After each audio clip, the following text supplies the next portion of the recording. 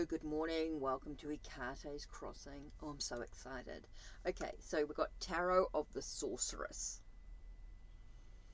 Okay, Tarot of the Sorceress we've got here. And this is a witch. Let me just turn on the light. A Witch's Wheel of the Year by Bérengère de Moncey. Okay, so comes gilded. Okay, beautiful backs. Oh, that's the front. That's the backs there. Okay, this is the box. It always comes in a box like this. Okay, always comes in a box like this. Always comes with a guide, proper guidebook. Okay, always comes with a proper guidebook. Okay, so let's have a read of this here. It says, Tarot of the Sorceress. Discover concealed oracle messages and bring to light your hidden depths with the Tarot of the Sorceress. Inspired by pagan spirituality, this deck revolves around the seasonal festivals, Sabbats, and solar events that comprise the Wheel of the Year, and rituals encompassing the four elements of air, water, fire, and earth. The major arcana cards embrace the great movements of the Wheel of the Year, while the minor arcana cards are tools in the service of the major arcana, depicting Sabbats, seasons, moon cycles, sacred figures, constellations, planets, crystals, and plants. Each element has its own force, but together the cards take on different symbols. The striking tarot, with its beautiful black and white illustrations and metallic highlights, reflects the magical and mystical world. It can be used for divination or during rituals. Now, this is a rock pool publishing deck. Excuse me. Okay, so let's have a read of Tarot of the Sorceress. Let's have a look. It's a beautiful guidebook. It's beautifully done. Okay, let's have a look. The contents is the tarot, why a sorceress tarot, numerology, how to use the cards, card spreads. We've got a 1 card, 3 card, a cross spread, and a witch's spread. Then it goes into the major arcana, the minor arcana, the acknowledgements, and then about the author. So there's quite a lot in it. So it does talk about tarot in itself and what it all is and what the minor arcana mean and all that sort of thing, you know, like the swords, the cups, the wands, and the coins, which I'm not going to go into detail here. Okay, so then we've got, I created the Tarot of the Sorceress based on the Wheel of the Year, drawing my inspiration from seasonal pagan spirituality. This tarot therefore revolves around seasons and festivals and the Sabbats that pace them throughout the year. It is more broadly built as if it were a full participation in the creation of rituals around the four elements of the air, water, fire, and earth. The major arcana cards embrace those great movements of the Wheel of the Year and the figures of pagan spirituality. The minor arcana cards are like tools in the service of the major arcana. Okay, it's got an element, so each suit includes an element, a time of day, a sense, a lunar phase. Wow. A candle, a crystal, a herb, a flower, a magical tool, a planet, an incense, an animal, an allegory, and a constellations. Wow. These cards have got quite a lot of information in them, and there's no way I'm going to know that without looking at the guidebook, because my memory's not that great for all that information. So if anything stands out, I'll definitely be using this guidebook. This tarot was created in this way so that anyone can connect with it and use it in their own personal way in a reading, and also by breathing a special attention into an important card or even using it as a pocket altar.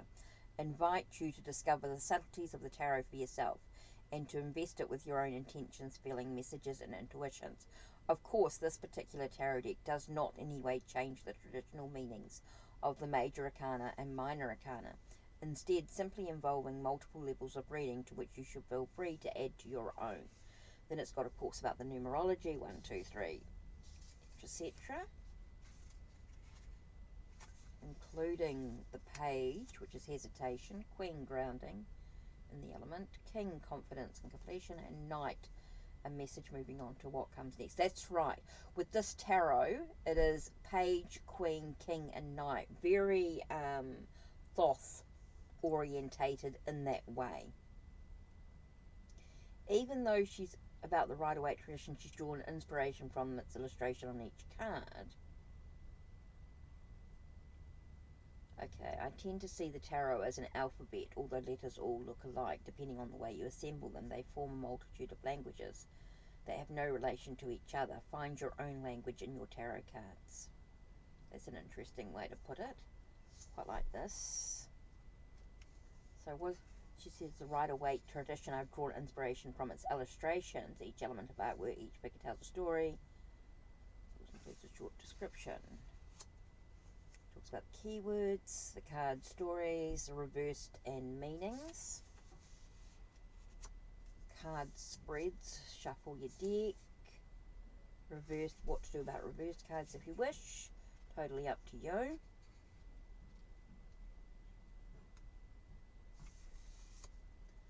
Patterns in a spread. So it does quite good. It talks about your 1 card, 3 card. And your cross spread, which is 4 cards. And then the witch's spread, which is 6 cards. Which we'll look at later. And then it goes into each of the cards. So for example, the Fool, the sorceress embarks on a spiritual path. Keywords are travel, evolution, detachment, exploration, marginality, journeying, fragility, and freedom. Then the Fool represents the starting point of a sorcerer's journey. Who is she? Is she embarking on a spiritual path and mounting her broom for the first time, or is she already on a journey that was begun long before? One thing is sure, she is moving and she still has many things to explore and discover, etc., etc. It's got traditional keywords like travel, searching, strangeness, freedom, chaos, madness, detachment, lack of judgment.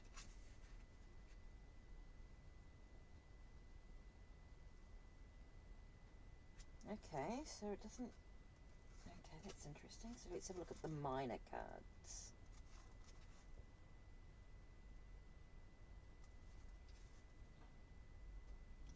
Oh, they put the devil with the chakras. That's interesting. Tower is winter. Oh, the Fool. Okay. The Magician is spring. The High Priestess's book is... The Empress is Beltane. Okay, quite good. The Hierophant is sacred masculine. Okay, so there's quite... Okay, so there's quite a lot of little extra information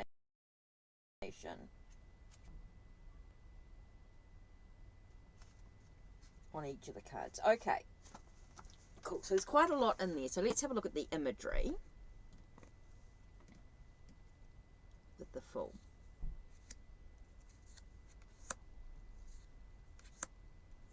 I'm used to working with colour, so this is going to be quite interesting deck to work with.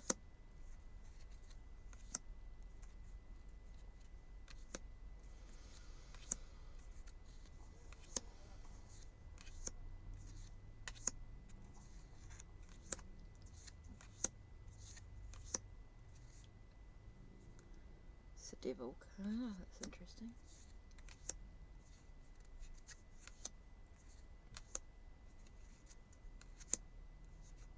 Right.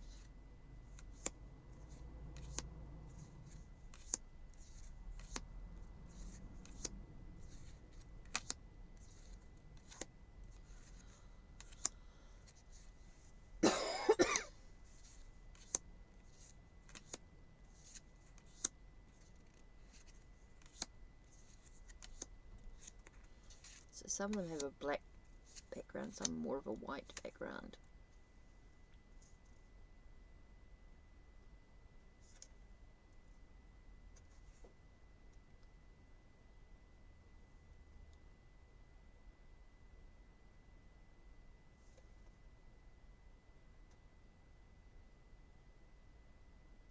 Okay.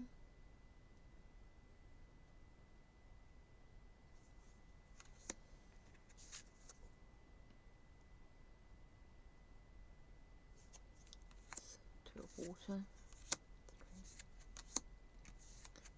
Okay, interesting. This is going to take a little bit of work, I think, just to get to know the cards. So I'm not going to be sort of using this too quickly. Just take a moment to breathe, to get to know the cards, to connect with them. Do some self-readings first.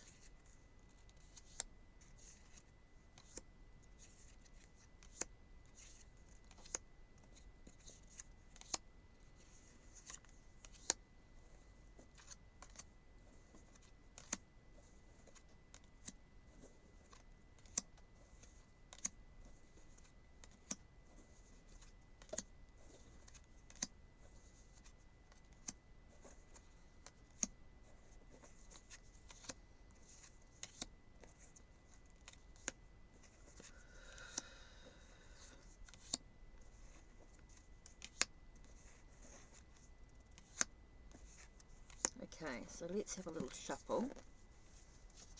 Let's just connect with our guides, our goddess, gods, spirit guides, angels and archangels. Whoa! As soon as I said that, what flipped out? Justice.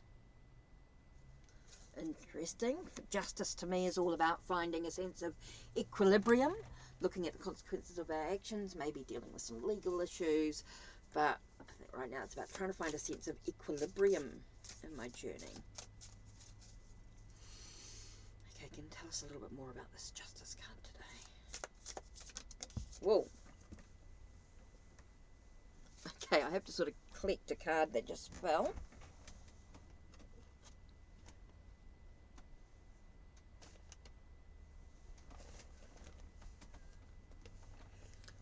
Just the one card. Interesting. I think there's a sense of making sure my chakras are in alignment, making sure that I'm feeling free in what I do. Again, I get that sense of equilibrium, balance, restrictions. Oh, interesting. Okay.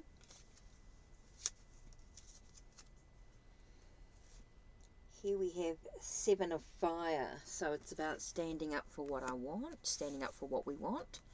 Moment. So I get a sense of, with this reading here, we get a sense of allowing ourselves the ability to find a sense of equilibrium in what's going on, to free ourselves from the restrictions that we might be feeling right at this moment. Maybe we're feeling chained to a situation, feeling like we have to do something even though we sort of really don't want to.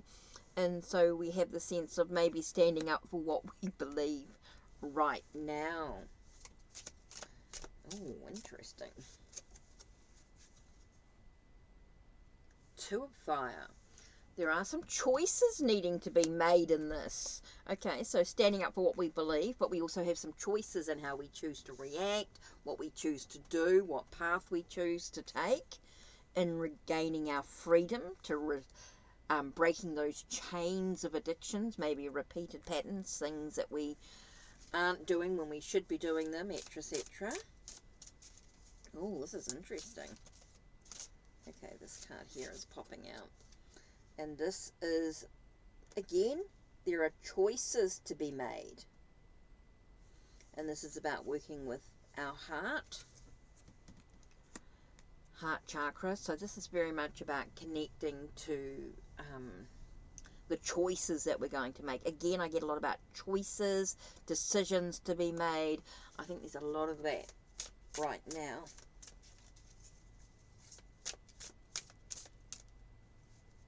Choices and decisions. Okay.